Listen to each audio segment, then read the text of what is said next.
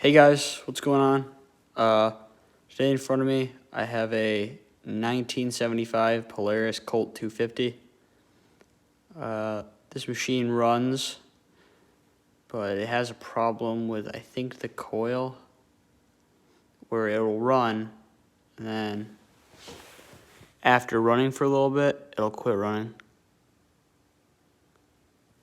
And I'm trying not to be shaky with the camera, but it's really cold out. I've been doing a little bit of work on it, cleaning it up. Not in the best shape. Original owner did some repainting and some beating with it. It's kind of a beater sled, but I don't want that to be what it is anymore. I want it to be a good running sled. So as you can tell, the skis are kind of crooked. I don't know how to, if anyone knows how to fix that, that'd be helpful, but I'm just going to deal with it for now. Yeah, when I first got this machine, it did not have two headlights. It was missing that headlight. Had one. That headlight is off a car, an old car from the 70s. I don't know what year. The car's been junked, so I took the headlights. I took a headlight. It is a two-stroke. Fuel mixture is 40-1. Is that right? Yeah, that's right, I think. Front bumper's dented. It was way worse before. This is a lot better. Should have seen it before. It was like shoved inward. You couldn't pick it up. It's got minor cracks and stuff on the plastics. This is a little old cracks. Whoops, dropped the drop light. Here it is. Side.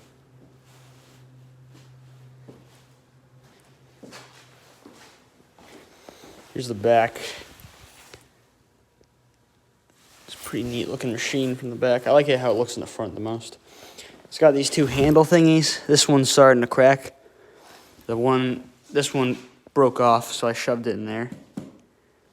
I plan on making new ones of these out of like metal, not like metal that can rust, maybe aluminum, very layered aluminum. I don't know.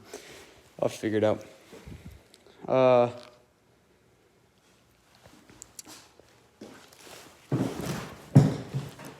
This machine has hydraulic brakes. They're kind of quirky. Somebody adjusted this so you can't go full throttle or wide open. A family member gave me this cool little hat keychain thing. It's got the way to turn on the lights is flick it to lights, run, and then it's got the electric start thing built in. Give it a sec. There you go. See, it still works.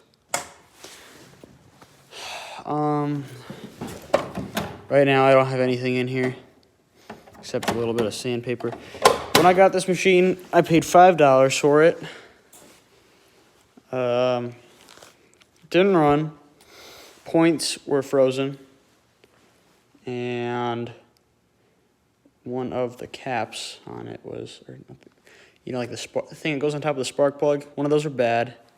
So I taped it, fixed it. I loosened up the points, fixed the pull start so it would grab better. Also, this sled did not have a choke. Now it has a choke. The other one was broken off. So I actually got stranded out in the woods on this sled because it crapped out. So I had to put my hands over both the carburetors, and keep pulling it to get started. It's pretty awful. It's about 3 or 4 miles away from home. And made it home though, all by myself.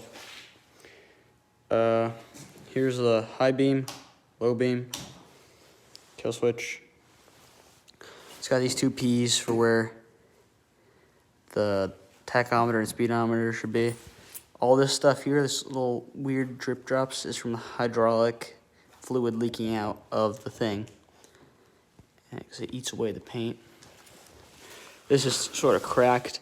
One thing I find cool about this is that you could literally see the belt right here, and I could feel it.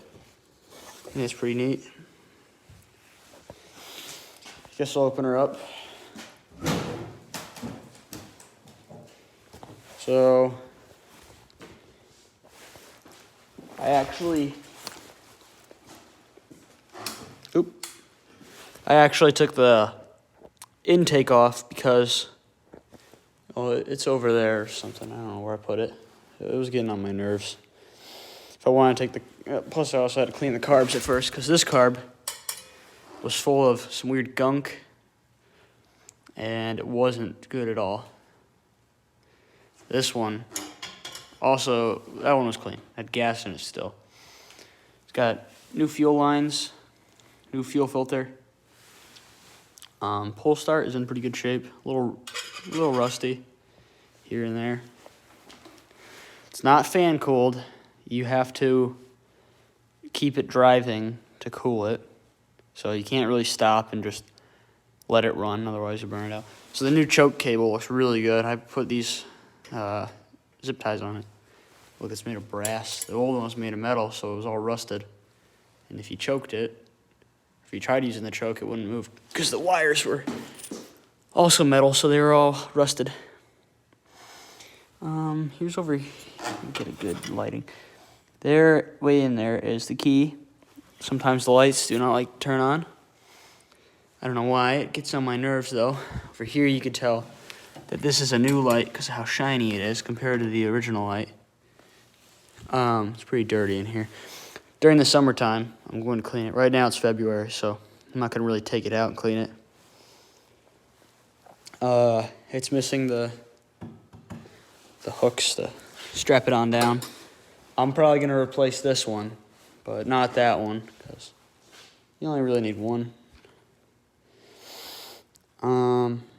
It's got twin Mizuki. I don't know how to pronounce it. Something with an M. That's all I can say. Oh wait, what was that? Japanese carburetors. I replaced the flanges. I bought a new coil for it because this coil, something's wrong with it, I think. Maybe I can explain the problem. So the problem is you start it, drive it around, and then after a little while of driving it, it'll start to slow down and you'll hear like this weird deepening of the engine, and then it'll just slow down and stop. I don't know what it is. I checked the floats, make sure it was getting gas. It's getting gas really good, or a lot, I don't know. I've checked both these things. One cylinder's getting really good spark, this one's getting really bad spark. It's getting really small, almost nothing. It runs, smells like a two-stroke, all right. Love it. I'm gonna come on this side. Goes far enough. Yeah, it does. Here's this side. Here's the brake. Right here is the brake light thing, I believe. I cleaned this up because the brake light didn't work. So you can tell by this bleeder right here, if I can get a good shot of it. The bleeder didn't work, so I couldn't get any brake fluid. It's got the Polaris clutch. If this snowmobile turns out to be really good and worth the money, I'm going to buy a Comet clutch, one of the 6-puck ones. We pulled a bunch of crap out of here. Here's you can see the carburetor from the side. Did I get a shot of this? Not really looking. I'm looking at the snowmobile itself. Yeah. This thing's kind of floppy.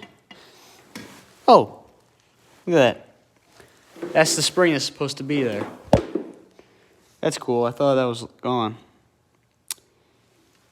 I'm glad it's not gone.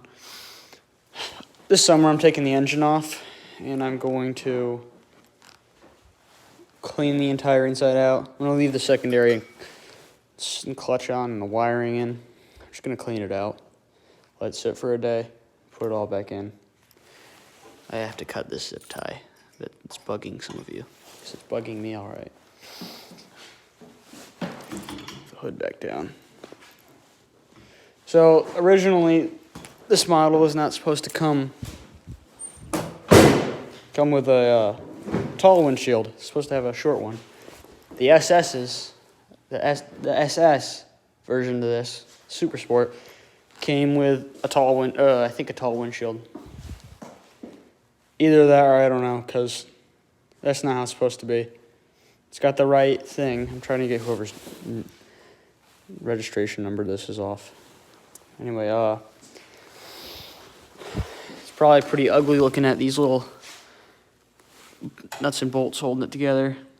I can assure you that's a lot better. As you probably really vaguely see or dimly or not very well see that there is some rust patch there.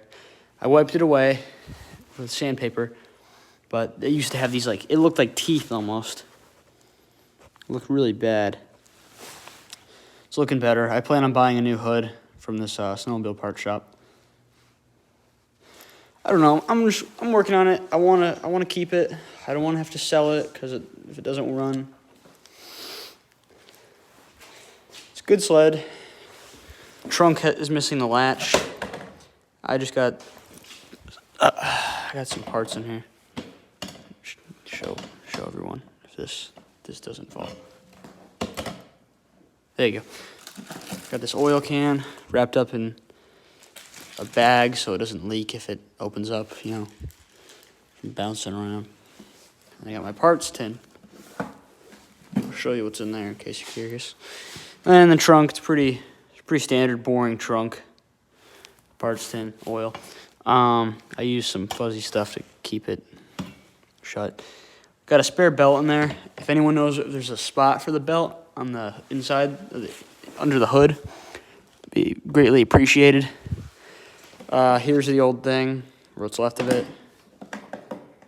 Put that back in there. I am taking this thing up to Maine in a couple weeks to drive and test. I'm not going to register it because it's not worth it, if it doesn't run right. Get the tin open. Here, hang on. Okay, it's open. Yeah, see, the stuff's already rattled around. But we got an MGK spark plug thing. I tested it, made sure it fit. Don't know if it works, but it's got some tape on it to hold it together. 2 brand new spark plugs. Actually, these are the original ones on it. I just switched them out because I was having trouble. Didn't know if it was the spark plugs. This is the original thing that I replaced with this. Holds the wires together. A spare spring from that car headlight. A little bit of a tape measure. Just 'cause I put it in there. This little cap. I don't know what it's for. It didn't come with the machine. It came with something else. Brand new brake light things. I forgot there's a light bulb inside the house for the brake light, just in case it goes out. Spark plugs. And then under here, put a silicone gel. Silica gel. Just to absorb any moisture, It's a good machine. It's fast. It's quick. When I go to Maine with this thing, I'm going to take a video of me riding it. Not somebody else holding it, just actually me on it. It's fun, I gotta say. If you're looking for a machine to teach a kid, a little kid to start driving, this would be a machine. It is very small. And I know small machines because I own 2 Olympics, 69s, as you've probably seen before if you watch the channel.